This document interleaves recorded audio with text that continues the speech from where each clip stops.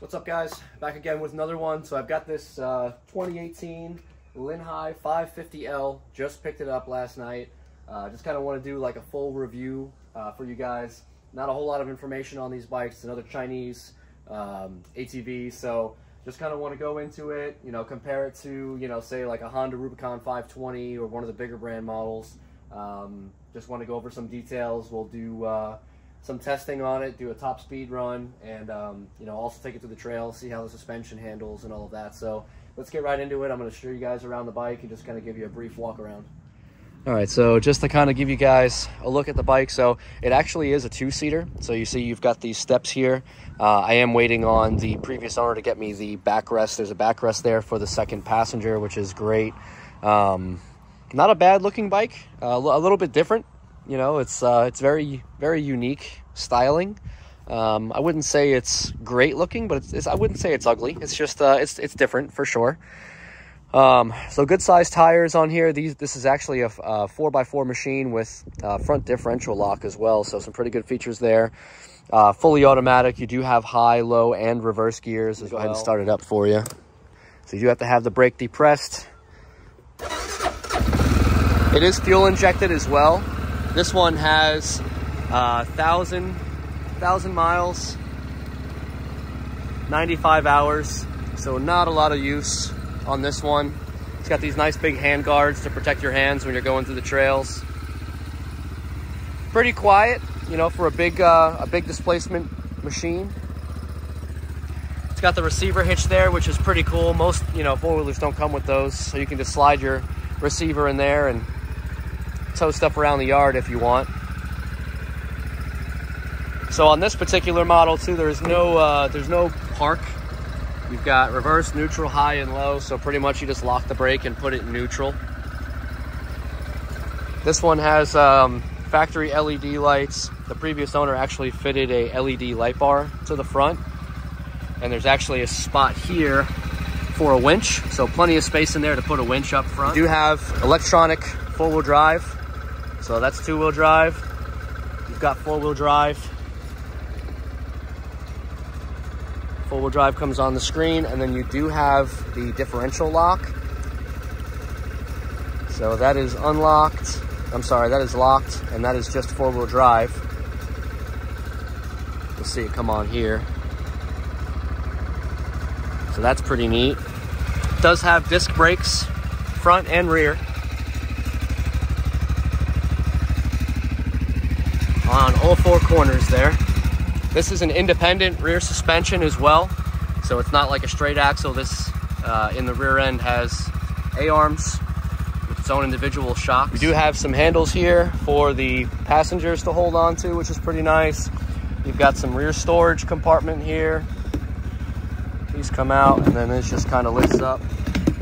Nice big storage compartment there. I think you've got a little bit of storage under here. I know the battery is under the front. Lift those up.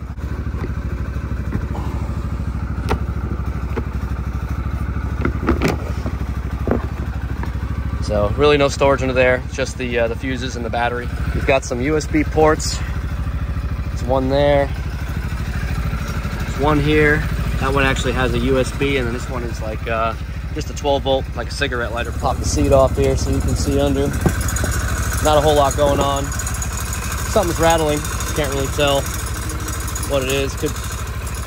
Oh, it's that heat shield. Okay, we'll tighten that up a little bit. A little dirty. Could use a good cleaning.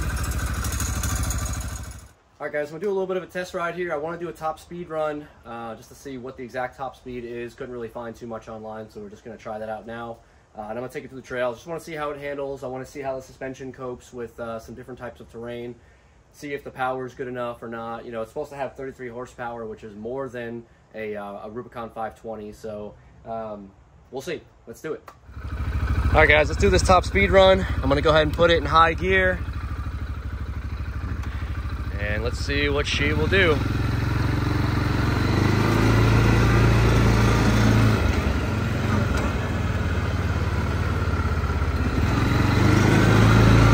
Got a nice long straight here. All right, I'm gonna hit it.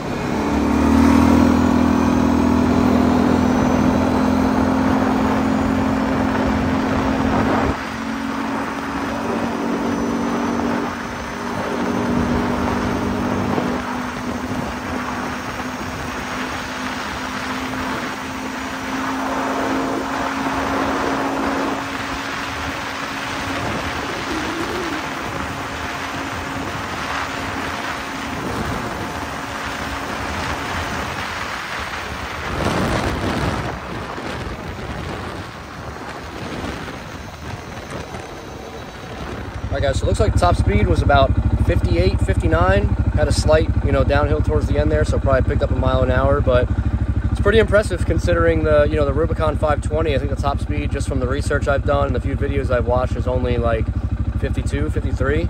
This does have a little bit more displacement, a 550 from a 520, but, still, it's pretty good power. Like I said, 33 horsepower. I think online it said the Rubicon was like 30 horsepower, so that maybe that 3 extra horsepower get you a few extra mile an hour. But well, I'm going to take it off-road now. I'm going to go through some trails and just see how the suspension copes, see how the steering reacts, test the four-wheel drive, and we'll see how she does. All right, guys, I'm still in high gear. I'm going to try to record and hold the phone at the same time.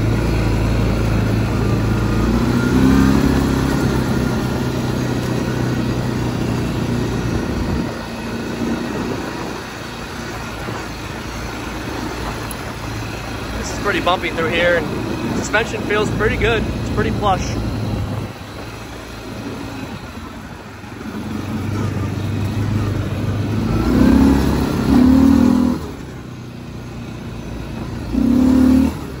Response is pretty decent, especially since we're in high gear. I'm going to try low gear here in a second too.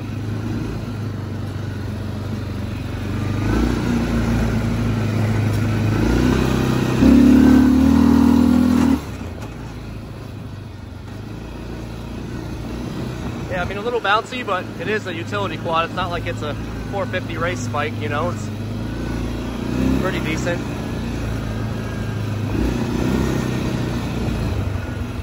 I'm gonna try out low gear here and see what that feels like. All right, guys, so we're in low gear now. Let's see how it does.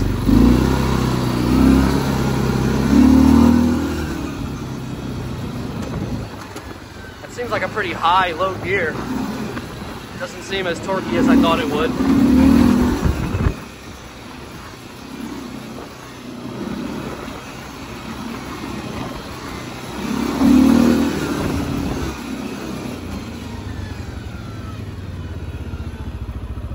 I'm gonna try to take off here in low gear and see what it feels like. I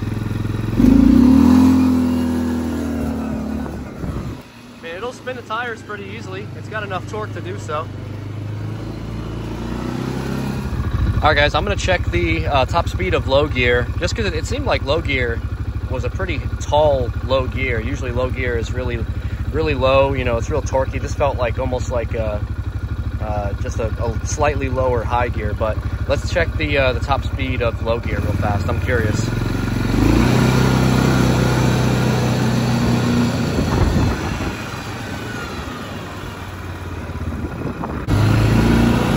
All right, guys, let's see what it'll do.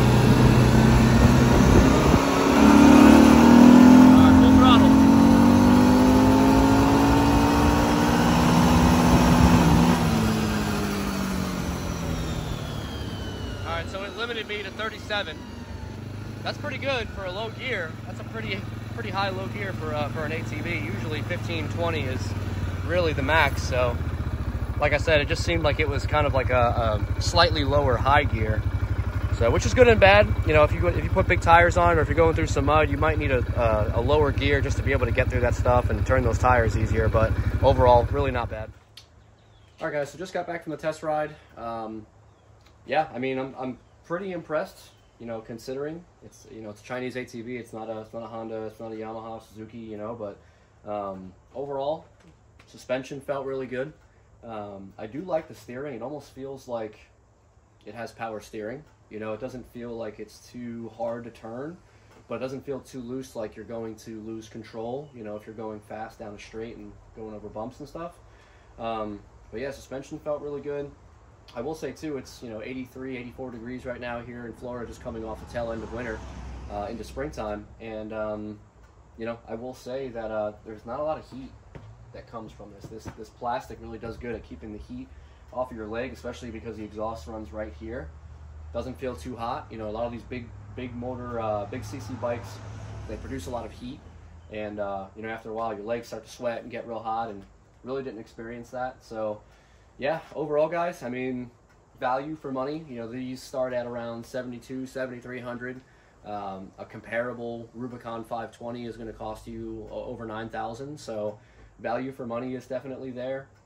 I would say the only downside, really, the only main con is that it's a Chinese ATV. The quality really isn't there compared to the Japanese heavy hitters like Suzuki, Honda, Yamaha. And then, you know, finding parts for these is a lot more difficult too. You know, there's not a lot of these dealerships local, at least to me. So, and even going online, it's kind of hard to find parts. I'm sure you guys saw the other videos I have of the golf cart. That was also a Linhai, which is the same brand of this ATV. Even just trying to find brake pads, a serpentine belt, or I'm sorry, CVT belt, you know, all of those wearable items, it was actually very difficult. So even the tires, you know, I had one tire that was going bad.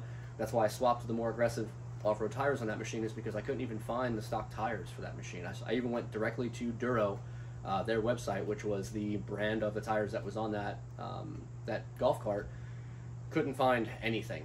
So that's the only downside. You know, most of the dealerships around here and wherever you are, you can call up and get parts for Yamaha Grizzly or Honda Rubicon or, you know, Suzuki King Quad. It's pretty easy.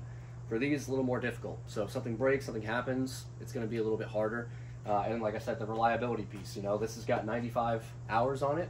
And, you know, according to the previous owner, it's been well taken care of. Hasn't had any issues, but, you know, I probably am not going to keep it for long enough to experience any issues, but just something to keep in mind if you're going to purchase one of these is that parts are harder to find, and they're not going to be as reliable, and the lifetime is not going to be, it's not going to have the longevity of the Japanese bike. So that's pretty much my take on it, guys. You know, any questions, feel free to drop a comment. As always, if you like the content, like, comment, subscribe. See you on the next one.